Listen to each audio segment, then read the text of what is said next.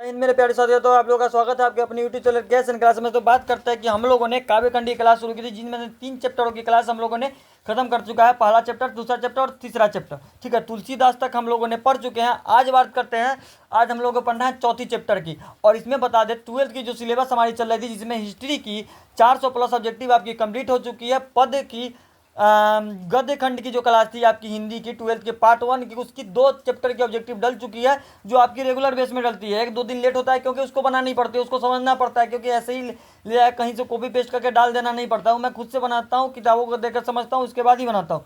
तो वो सारी चीज़ों को देखनी पड़ती है। ठीक है, और काव्य खंड की आपकी 3 क्लास कंप्लीट हो चुका है। आज चौथा क्लास के बारे में बात करेंगे। चौथा क्लास में मेरा जो चैप्टर का नाम है वो है मेरा छपा है। ठीक है, तो आज इसकी क्लासों को शुरू करते हैं। और शुरू करने से पहले मैं बता दूं कि जिन बच्चों ने नहीं देखा है उस वीडियो को जाकर जरूर देखेंगे और चैनल को जरूर सब्सक्राइब करेंगे और बहुत सारा प्यार देंगे भैया, क्योंकि बहुत मेहनत से बना के लेके आता हूँ, बहुत बेहतर ढंग से समझाने का प्रयास करता हूँ। इसलिए ज़रूर कोशिश कीजिएगा कि करे और थोड़ी मेहनत कर लो। 4 महीने का टाइम है, 4 महीने में बेहतर रिजल्ट आने की संभावना है, तो थोड़ी बहुत मेहनत करनी पड़ेगी। तो शुरू करते हैं आज की क्लास और करते हैं स्टार्ट आज की। चलिए आ जाइए एक एनर्जी के साथ भैया। देखिए बात करते हैं, क्या बात करूँ, हाँ यही। देखिए अध्याय 4 पढ़ना क्या है, छपाई। छपाई की पहली चैप्टर, पहली क्वेश्चन की ओर चलते बिना देरी किए हुए और क्लास को स्टार्ट करते हैं। बात करते हैं छपाई शीर्षक की रचयिता कौन है। तो छपाई शीर्षक की रचयिता आपको बता दूं, ऐसे ही नावादास थे। कौन थे? नावादास। मजे से पढ़ो भाई। कौन है? छपाई के रचयिता कौन थे? नावादास। आगे बढ़ के नावादास की कौन सी रचना है? तो नावादास की रचना है छपाई।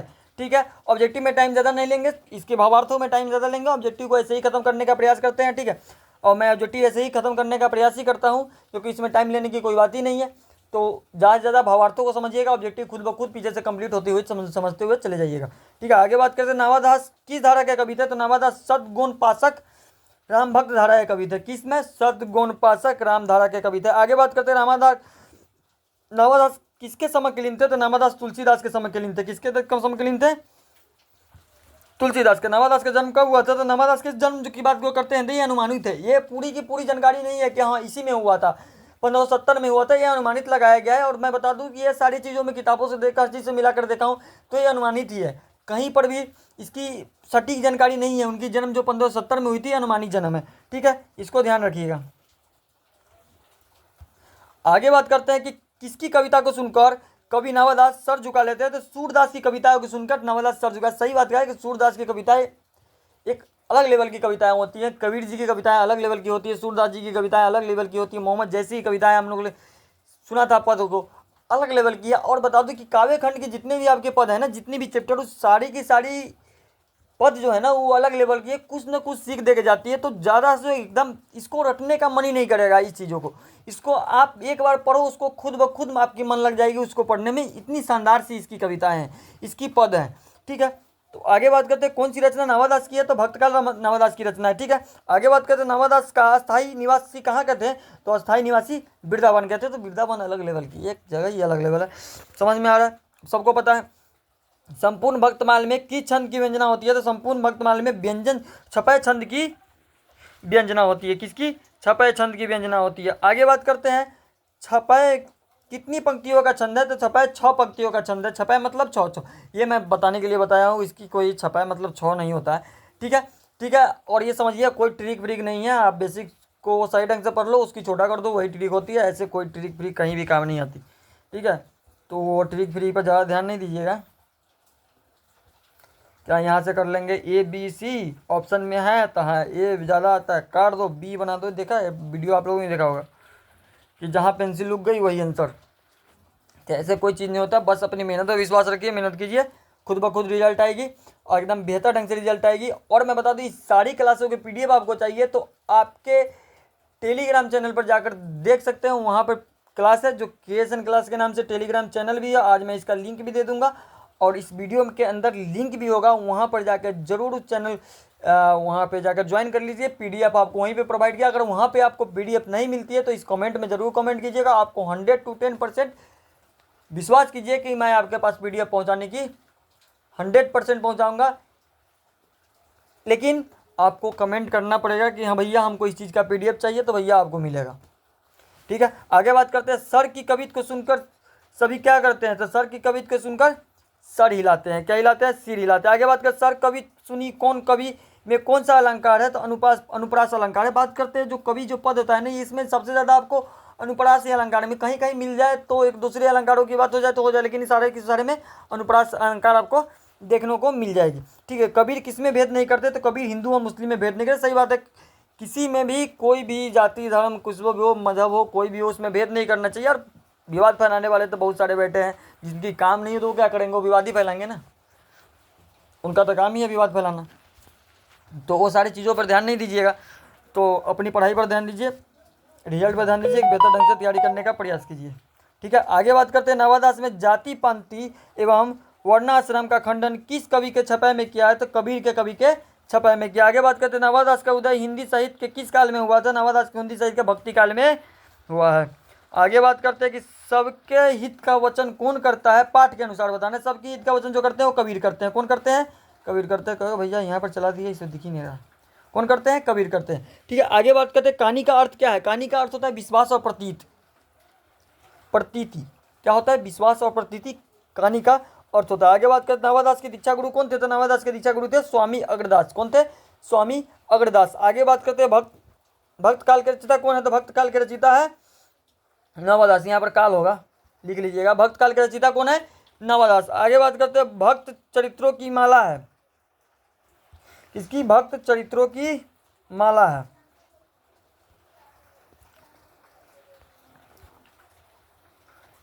यहाँ पर भी काल होगा, यह टाइपिंग मिस्टेक हो गया है। भक्त काल की माला है। ठीक है, किसकी माला है? भक्त काल की माला है। ठीक है, आगे बात करते हैं, नवादास किसके शिष्य थे? नवादास स्वामी अग्रदास के। देखिए अब यहाँ पर क्वेश्चन थोड़ी घुमा नहीं है, कोई चेंज नहीं है। पिछले वाले में पढ़े थे कि नवादास के दीक्षा गुरु कौन थे? तो स्वामी अग्रदास। यहाँ पर क्या पूछा है? नवादास के 6 शिष्य थे, तो नवादास के शिष्य कौन थे? स्वामी अग्रदास। बात तो वही है, कहानी वही है, बस थोड़ी सी लैंग्वेज को चेंज कर दिया और कुछ नहीं। इसीलिए जब भी इस तरह के ऑब्जेक्टिव बनाइएगा एग्जाम में, अगर इसी तरह के क्वेश्चनों को पूछा जाता है और बहुत बार पूछा भी जाता है कि थोड़ी बच्चे कंफ्यूज हो, तो वहाँ पर थोड़ा सटीक से देखकर ध्यान से देखिएगा, क्वेश्चनों को समझने का प्रयास कीजिएगा, तब उसको लगाइएगा। ठीक है, आगे बात करते हैं, कबीर दास किस शाखा के कवि थे? तो कबीर दास निर्गुण शाखा के कवि थे। किस शाखा के कवि थे? निर्गुण शाखा। ये बहुत बड़ा पेंसिल हो गया भाई।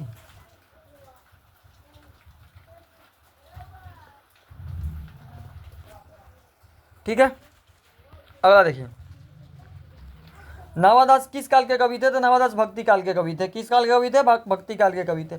आगे बात करते हैं, नवादास की कविता कि किन दो कवियों के बारे में है? तो नवादास की कविता कबीर और सूरदास के बारे में है। नवादास की जो कविता है आपका एग्जाम में पूछेगा, ज़्यादा से ज़्यादा पूछेगा। भैया सारे धीरिया ही लेकर आया हूँ, एक भी ऐसा क्वेश्चन ही लेकर नहीं आया जिसमें आपको प्रॉब्लम हो, जिसमें आपको कोई परेशानी हो, जिसमें आपको समझने में अगर कोई दिक्कत हो। ठीक है, तो चलिए आपकी ऑब्जेक्टिव खत्म हुई, इतनी ऑब्जेक्टिव थी इस चैप्टर की। अब आते हैं भावार्थ, जो मेन पॉइंट पर जो एग्जामों में आपके क्वेश्चन को पूछते हैं, और जो एग्जामों में आपके क्वेश्चन को कि भैया लिखो, 2 भावार्थ दे देंगे और कहोगे इसकी हिंदी लिखो, उसके बारे में चर्चा करते हैं। आ जाओ, क्या पढ़ेंगे? भावार्थ। क्या है कि भावार्थ देखिए, कह रहा है भक्ति विमुख जे धर्म सो सब अधर्म करी गाय, योग यज्ञ व्रत दान भजन बिन तुच्छ दिखाए। ठीक है, ये कितनी अच्छी लाइनें हैं।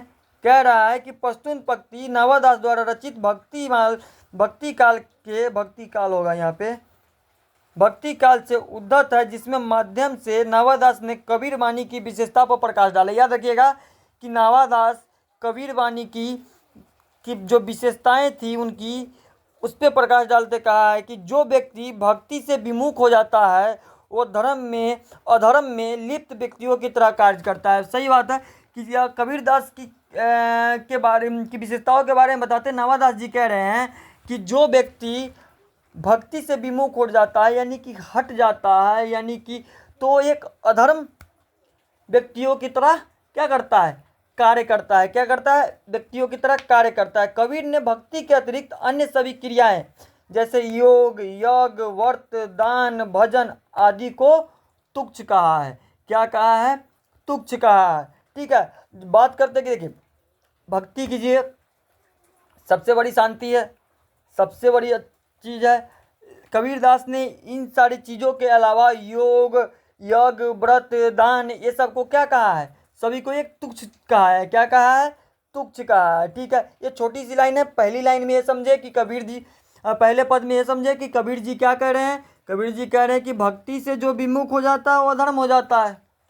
और ये भी बता रहे हैं कि यज्ञ, व्रत, गुण, ये दान भजन ये सब को किस क्या कहा है? तुच्छ बोले हैं। ठीक है, आगे आ जाइए।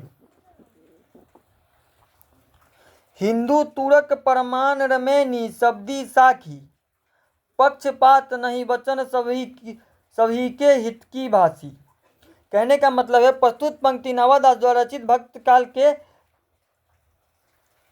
काल से उद्धत है, जिसके माध्यम से नवादास ने कबीर वाणी की विशेषता पर प्रकाश डाल के नवादास कहते हैं कि कबीर ने हमेशा हिंदू और मुसलमान, किसका? हिंदू और मुसलमान को प्रमाण, एक मिनट भैया, हिंदू और मुसलमान के प्रमाण और सिद्धांतों की बात कही है। कबीर ने, थोड़ा बड़ा कर देते हैं, कबीर ने कभी भी पक्षपात नहीं किया, उन्होंने हमेशा सबके हित की बात कही है। कबीरदास कहते हैं, नवादास जी कह रहे हैं कि कबीर जी ने कभी भी हिंदू और मुस्लिम में कि कभी भी पक्षपात नहीं किया, एक हिंदू और मुस्लिम के एक प्रमाण और सिद्धांत की बात कही है।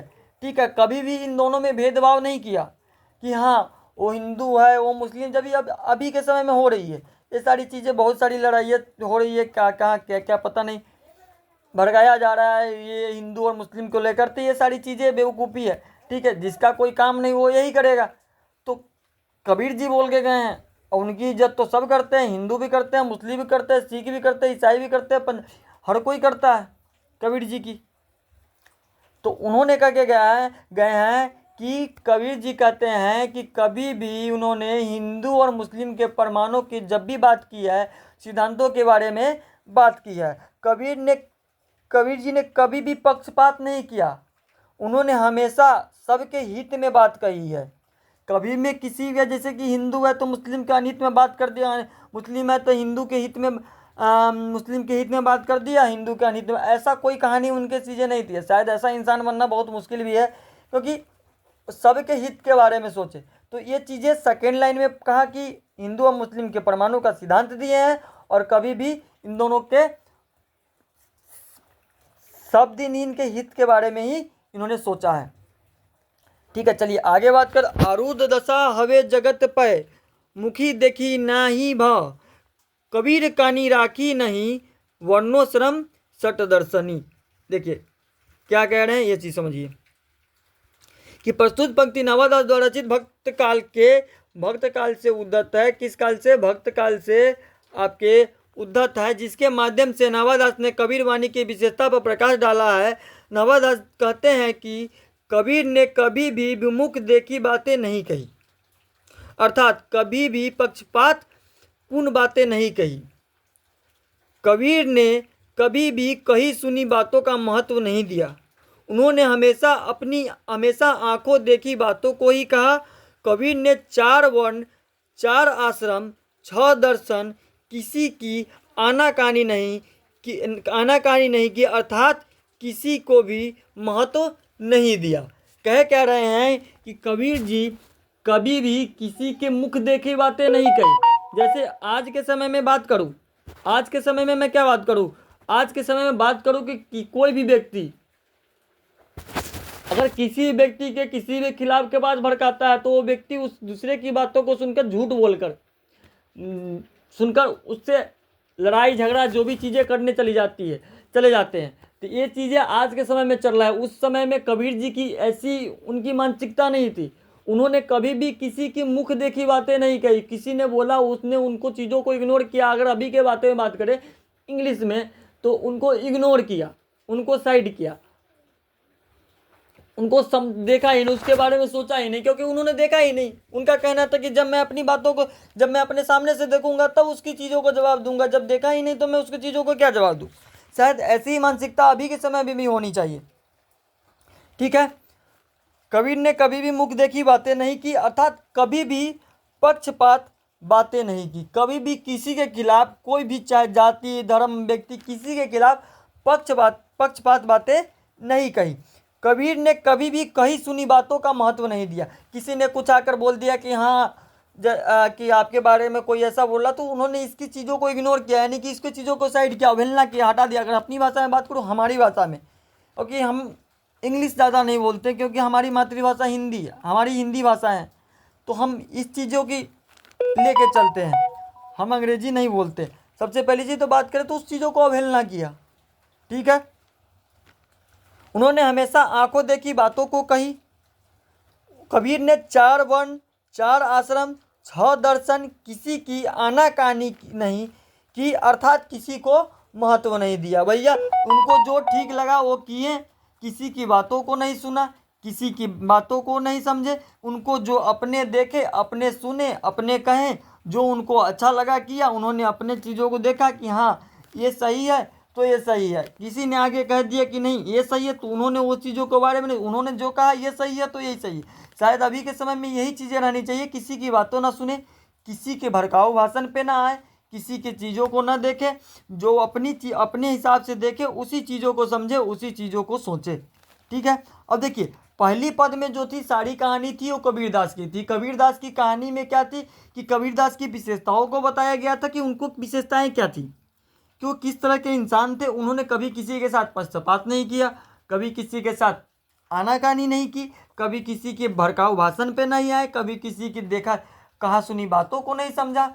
उन्होंने उनको जो अच्छा लगा, जो सही लगा, अपने से जो देखा उसके बारे में उन्होंने कहा। ठीक है। ये सारी पहली पद में थी। अब दूसरी पद में बात करते हैं। ये चीज़ें छपाई जो थी वो दो चीज़ों की, दो कवियों के ऊपर थी। किस किस कवि के ऊपर? एक सूरदास और एक कबीर के बारे में। कबीर जी के बारे में हमने देख लिया। अब चलिए सूरदास के बारे में हम देखते हैं और इसको समझते हैं। ठीक है। जैसे बात करते हैं सूरदास की, युक्ति चौज अनुप्रास वन अस्थित अति भारी, वचन प्रीति निर्वहे अर्थात अद्भुत तुकधारी। कहने का मतलब है प्रस्तुत पंक्ति नामादास द्वारा रचित भक्त काल से, किसके? भक्त काल से उद्धत है, जिसके माध्यम से नवादास ने सूरदास की विशेषताओं को बताया है। नवादास कहते हैं कि सूरदास की कविताएं युक्ति, चमत्कार, अनुप्रास, वर्ण से भरी हुई है। सूरदास की कविताएं लयबद्ध और संगीतात्मक होती है।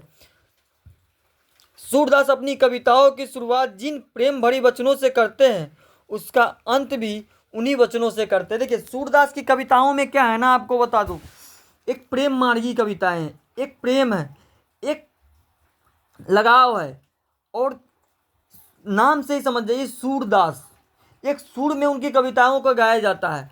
और उनकी कविताएं जिस तरह से सुर में शुरू होती है ना, जिस लय से शुरू होती है और उस लय पर ही जाकर वो खत्म होती है। सूरदास की कविताएं सुनने के बाद ना, सूरदास की कविताएं को, सूरदास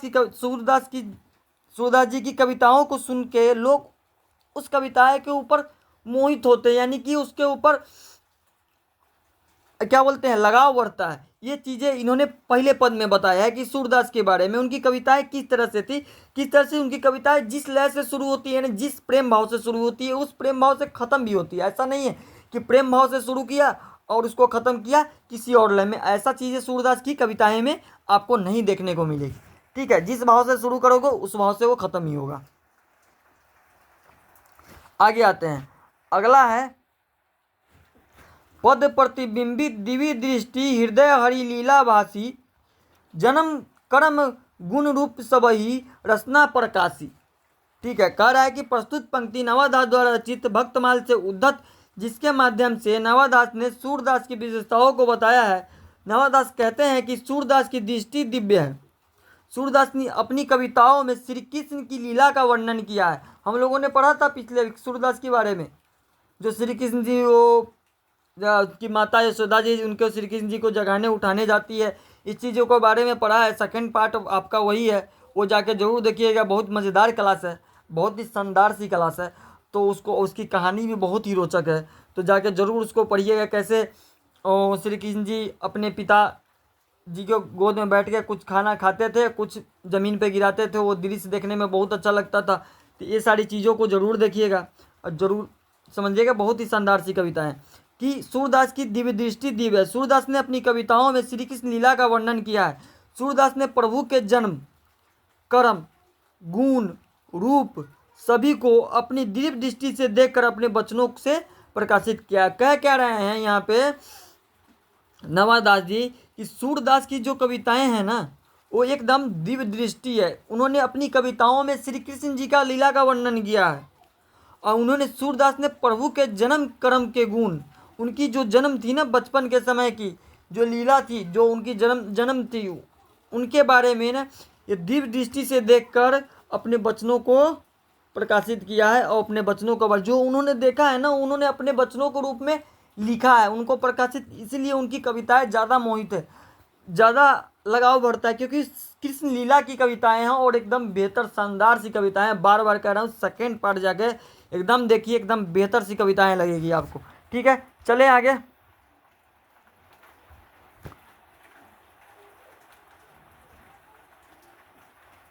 अगला आते हैं।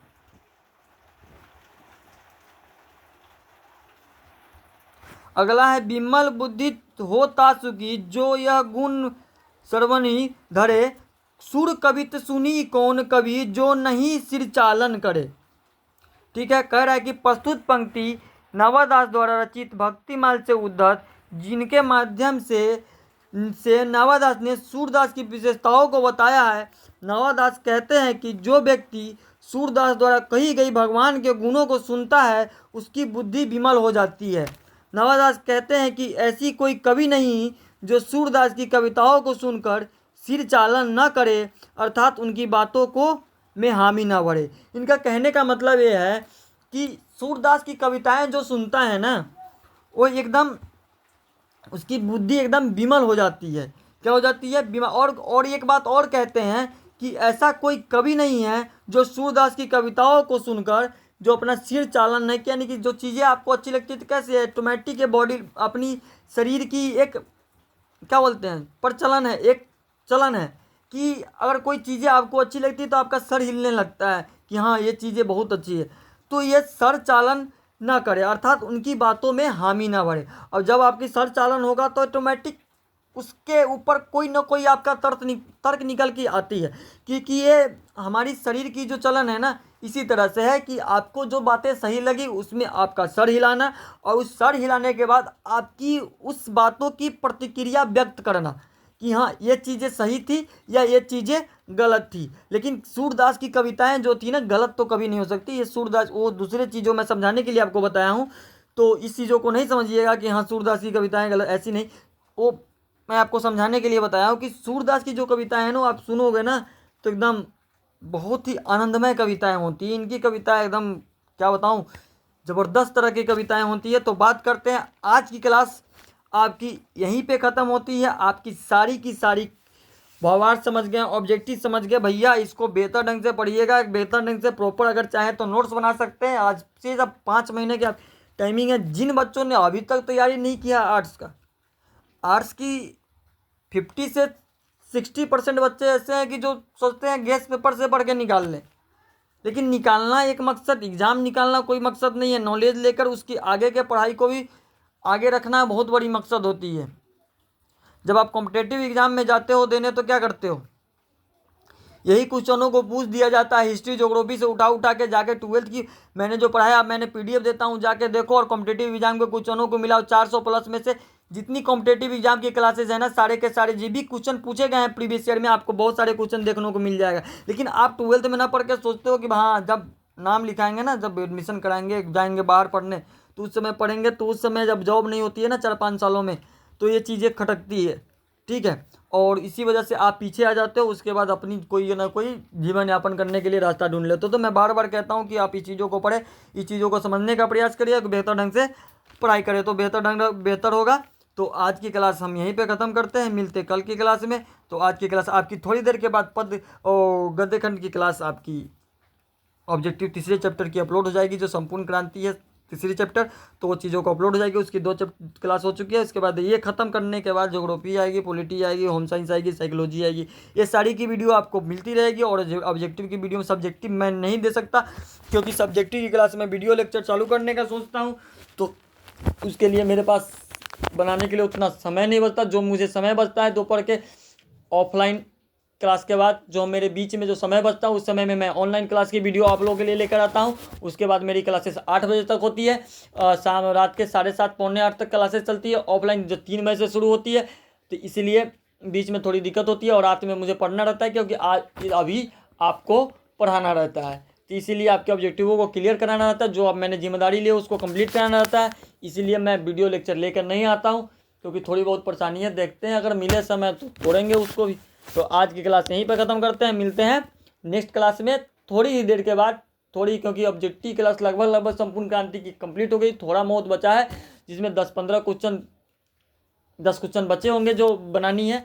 तो इसके बाद उसी पर काम किया जाएगा। आपकी क्लास शाम तक आपकी अपलोड कर दी जाएगी। तो धन्यवाद, मिलते हैं नेक्स्ट क्लास में। जय हिंद।